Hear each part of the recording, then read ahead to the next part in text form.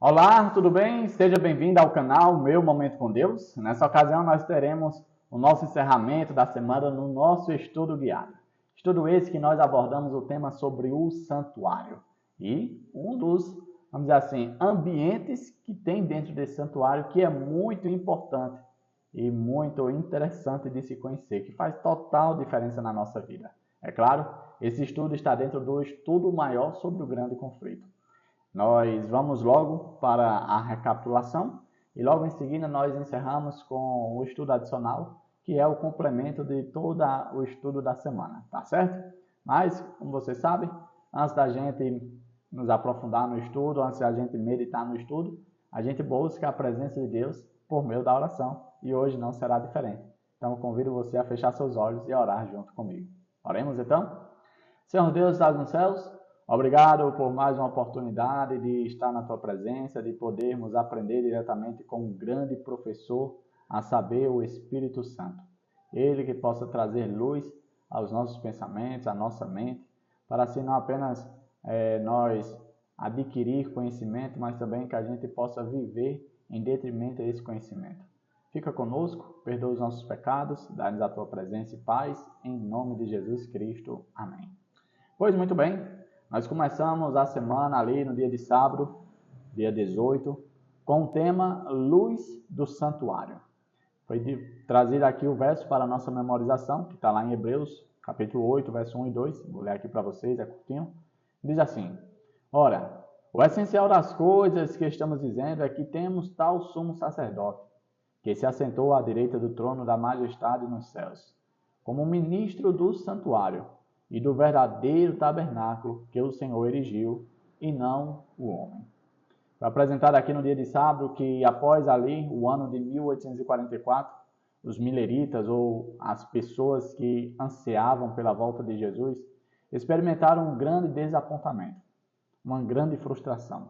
O que foi que aconteceu, Davi? Jesus não voltou. E aí eles voltaram ao estudo da Bíblia. Boa parte deles voltaram ao estudo da Bíblia e foram tentar entender o que tinha acontecido.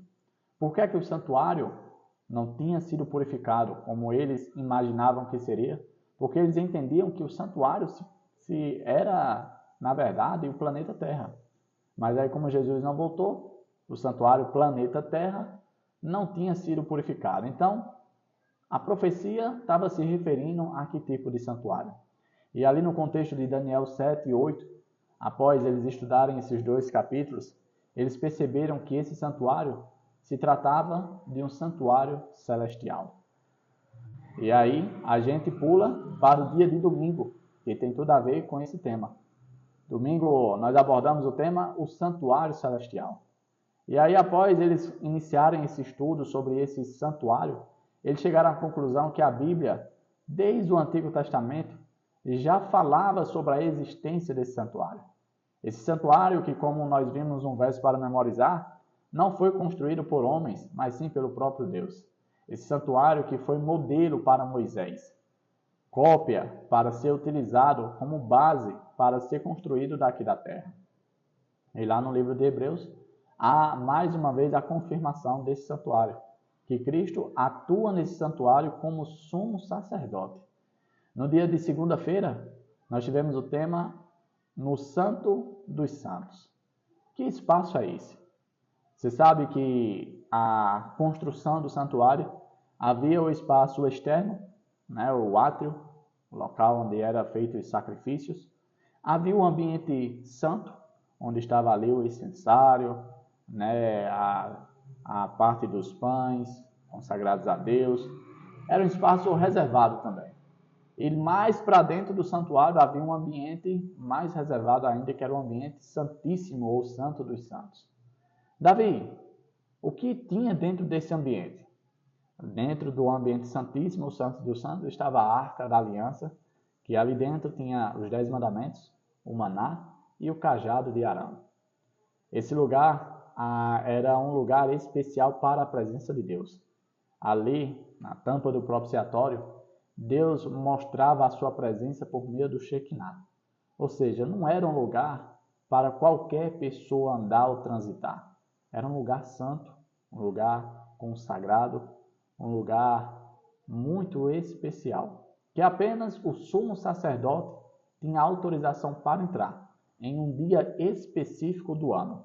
O 10º dia do 7º mês do ano, o sumo sacerdote entrava ali porque era a festa da expiação. Era uma festa em que o povo de Deus afligia o seu coração, pedia perdão pelos seus pecados, e ali o sumo sacerdote entrava para fazer mediação pelo povo que estava do lado de fora do santuário, esperando a resposta de Deus com relação ao seu pedido de perdão e de arrependimento pelos seus pecados.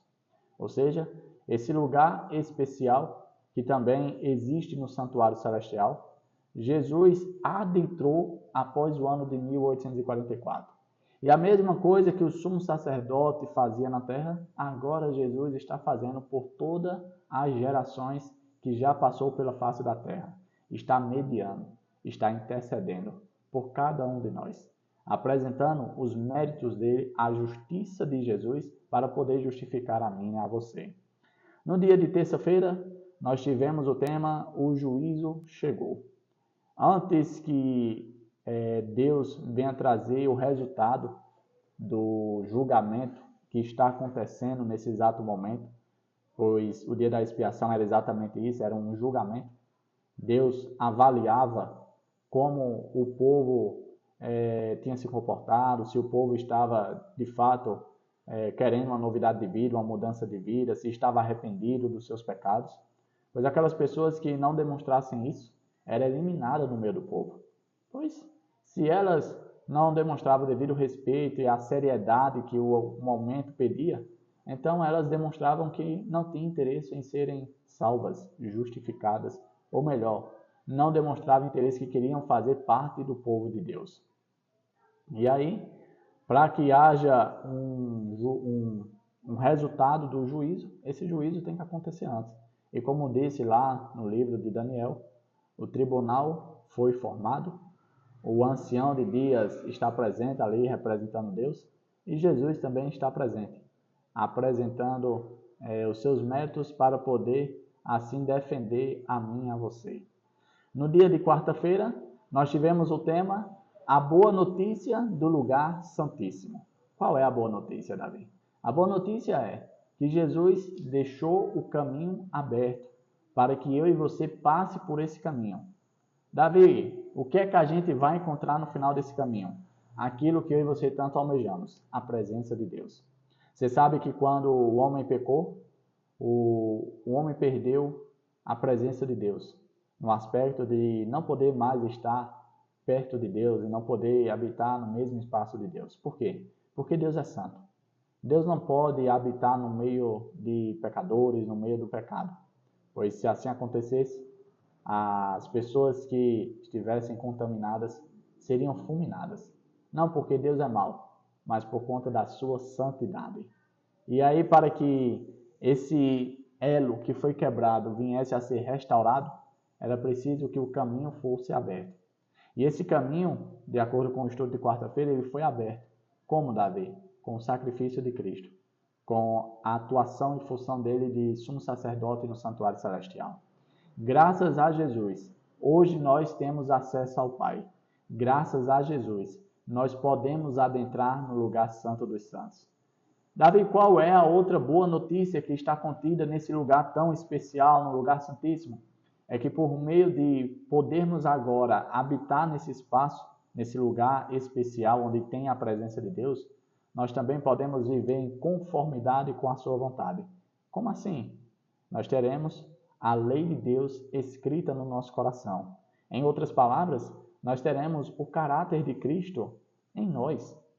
E se tivermos o caráter de Cristo em nós, nós poderemos assim poderemos então habitar na presença de Deus. Isso é muito importante. Ou seja, a boa notícia é, temos acesso ao Pai e ao lugar santíssimo onde Ele habita, e teremos agora a oportunidade de viver de maneira que seja agradável a Deus. Se não houvesse a atuação de Cristo como sumo sacerdote, nós continuaríamos a ser escravos do pecado. Mas graças a Jesus, nós hoje temos a oportunidade de não apenas sermos livres da escravidão do pecado, mas também de nos reaproximarmos do nosso maravilhoso Deus. No dia de quarta-feira, nós tivemos o tema Jesus, nosso advogado no juízo. A gente vê que o tema de juízo, ele está presente em toda a Bíblia. Faz parte do contexto da Bíblia o assunto do juízo. E não seria, vamos dizer assim, um julgamento se não houvesse ali a presença de um advogado. E nós temos a Cristo como advogado. E, diga-se de passagem, é o melhor advogado que nós poderíamos ter. Por quê? Porque Cristo se tornou homem como eu e você. Cristo passou pelas mesmas situações que eu e você. Em outras palavras, Cristo nos entende. E por ele nos entender, ele se compadece de mim e de você. E graças à sua compaixão, graças ao seu sacrifício, é que nós podemos ser justificados. É que nós podemos ser perdoados, purificados. Isso é uma excelente notícia para mim e para você. Ou seja, perceba que não basta o sacrifício de Cristo.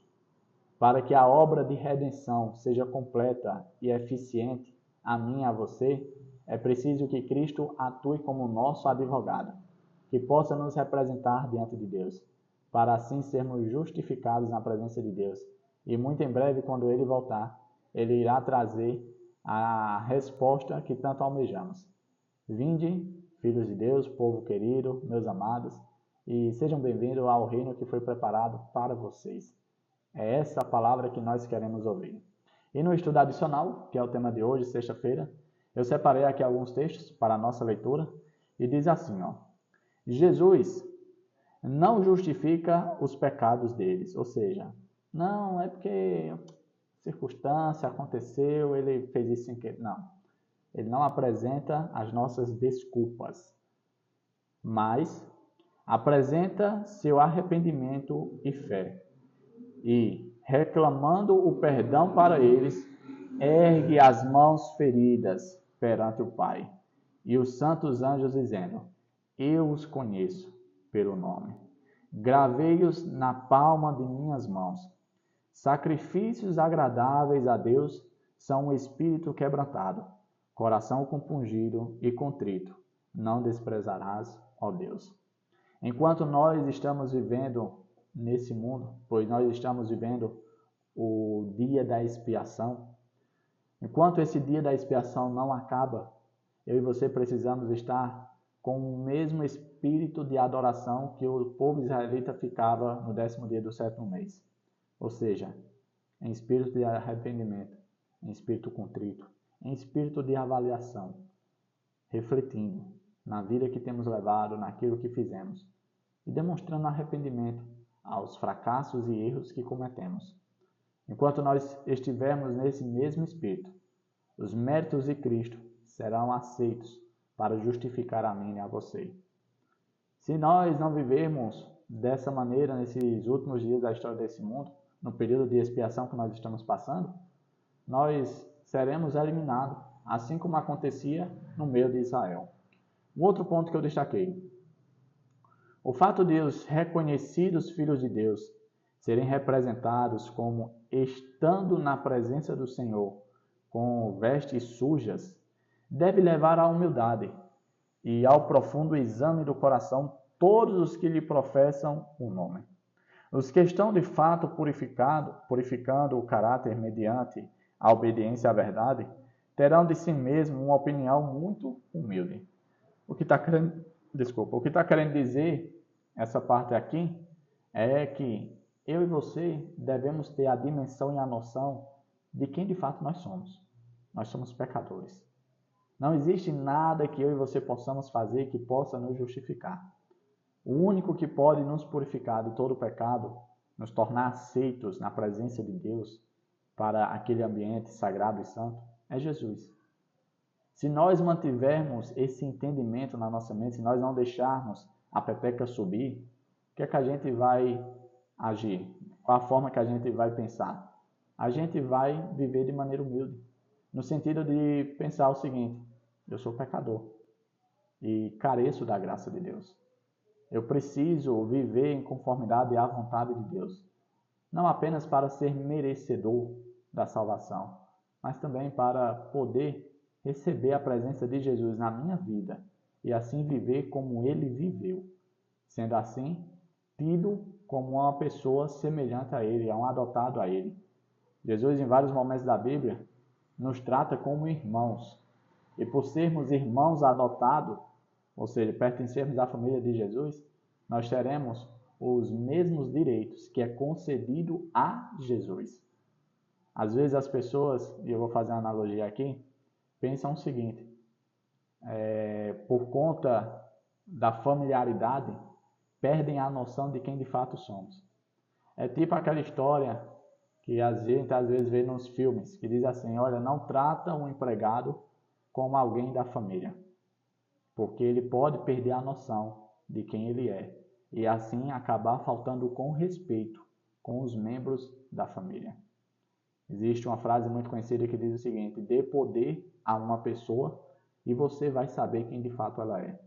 E normalmente as pessoas que vivem isso mostram uma face estranha, uma face ruim, por conta da exaltação própria, por conta do poder. Então, o que o texto está chamando a nossa atenção é: vocês, por mais que estejam aqui na presença do Todo-Poderoso Deus, se vocês olharem para as suas vestes, vocês vão perceber que as vestes de vocês são sujas e que vocês precisam de novas vestes. Só que essas vestes vocês não podem desenvolver. Essas vestes são dadas pelo sangue de Jesus. Enquanto vocês tiverem isso na mente, vocês não vão, vamos dizer assim, se comportar de maneira indevida. E por último, vivemos hoje no grande dia da expiação. Todos aqueles que quiserem que seu nome seja conservado no livro da vida devem, agora, nos poucos dias que lhes restam do tempo da graça, humilhar-se diante de Deus, em tristeza pelo pecado e em arrependimento. Sempre que havia a festa do dia da expiação no antigo povo de Israel, o povo ficava com esse espírito. Ninguém trabalhava, ninguém dedicava a sua vida a outras coisas. Aquele dia era um dia especial para fazer reflexão e análise da vida pessoal. Naquele dia, as pessoas elas ficavam tristes pelas vezes que trouxeram, de certo modo, vergonha ao nome de Deus. Das vezes que elas deixaram de serem cristãs verdadeiras. Eu e você devemos estar constantemente fazendo esse tipo de reflexão. Será que hoje eu fui um bom cristão? Será que hoje eu representei a Deus da maneira que Ele deseja? Será que hoje eu dei um bom testemunho a respeito do nome de Deus? É esse tipo de coisas que devem permear a nossa mente. Do tipo, como eu posso ser um cristão melhor? Como eu posso ser um filho de Deus melhor? O que é que eu posso fazer para representar a Deus melhor? Quando nós fizermos isso, nós iremos demonstrar que não somente o centro, mas também Deus estará de maneira soberana na nossa vida. Mas se nós desviarmos os pensamentos desse segmento, a gente vai focar em nós. E assim perderemos o espírito de humildade. Perderemos a noção de que precisamos da graça. Perderemos o sentimento de que nós, de fato, não somos nada sem Deus. E assim, iremos despertar aquele sentimento ruim que Satanás conseguiu despertar em Eva, de querer ser como Deus. Nós não precisamos disso. Bom, chegamos ao fim do nosso estudo da semana. Foi um estudo maravilhoso, aprendemos muita coisa. Se você quiser ter um conhecimento de maneira mais aprofundada, tem aí todos os dias na playlist. Nós meditamos bastante e, de certo modo, eu estava até pensando em me desculpar com vocês em relação ao tempo do vídeo, por estar um tempo longo, mas um estudo deve ser dessa forma. Nós passamos poucos minutos, a gente reflete menos, faz poucas aplicações, e eu creio que com o tempo, assim, sem a gente estar limitando, a gente consegue ter um estudo de maneira mais, vamos dizer assim, rico em informações, em reflexões e, claro, em crescimento. Bom, como eu disse, foi um prazer essa semana. Eu convido você amanhã a voltar novamente, pois daremos mais um início a um estudo um estudo guiado, mais um tema de uma lição muito importante e relevante para a nossa vida. Papai do céu te abençoe e te proteja de todo mal. Até a próxima e tchau, tchau.